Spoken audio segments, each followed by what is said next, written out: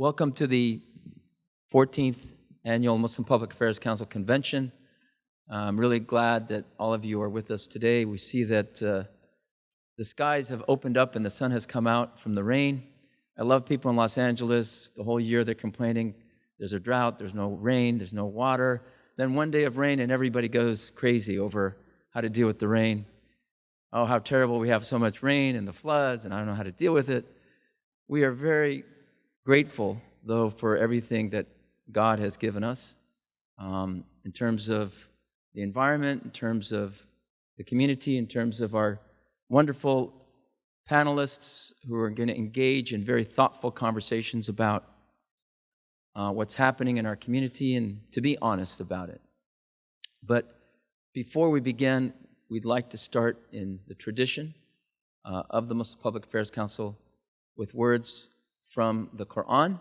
And today we'll have one of our young leaders, Wasi Mu'min, who will recite the passages from the Quran and give us the translation.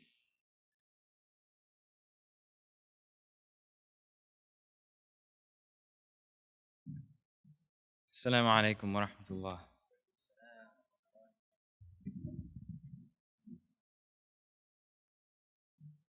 أعوذ بالله من الشيطان الرجيم. يا أيها الذين آمنوا كونوا قوامين بالقسط شهداء لله ولو على أنفسكم أو الوالدين والأقربين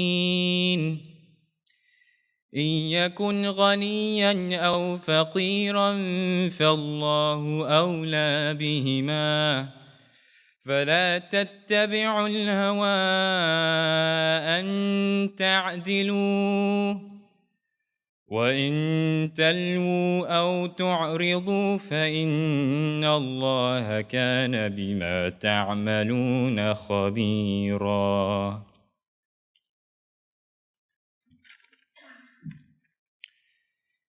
In the name of God, the Beneficent, the Merciful.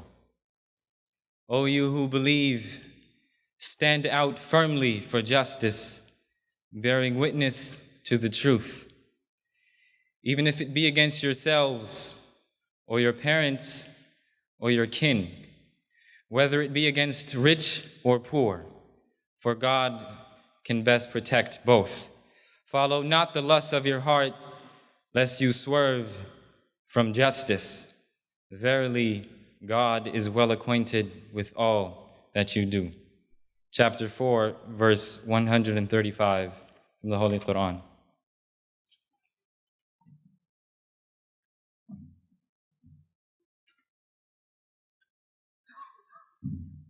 Thank you, Wasi. I think these words were very appropriate as we open up the first panel on Let's Be Honest, that God is telling us always stand for the truth regardless of its consequences. It's not about rich or poor. It's not about what race you belong to, even if you have to testify against yourself or your own family or your community. Justice is more important than anything else. And one of the key issues for MPAC is to engage policymakers so that better decisions are made, engage opinion shapers so that better opinions and more education in shaping public opinion is present.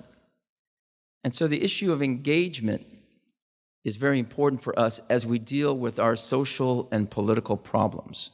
And I think one of the issues that we're going to be discussing is how do we engage on these issues inside the mosque? Because unfortunately, as one of our panelists has done, produced a documentary on unmosqued, people are leaving the mosque to have conversations outside. There's a group called Ta'leef.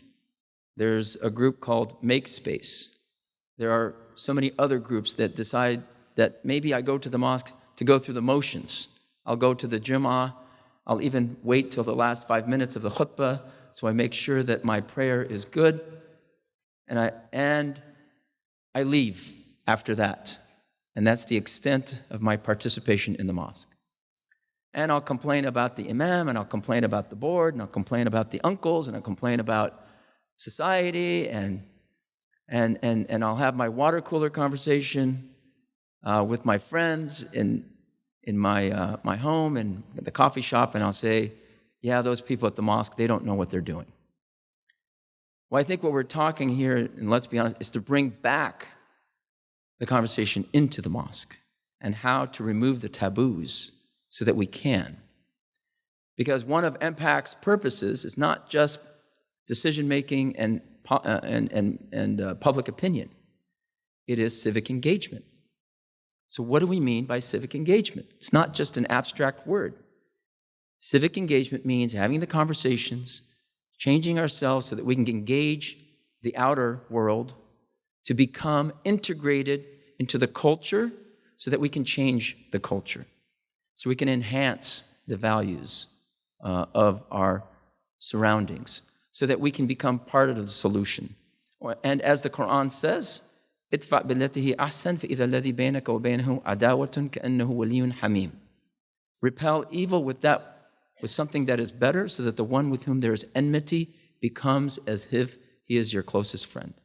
Islam does not call for us to engage in religious conversion, but Islam mandates that we engage in social conversion. So that is going to be the objectives, hopefully, of this panel. And if they didn't know it before, now they do.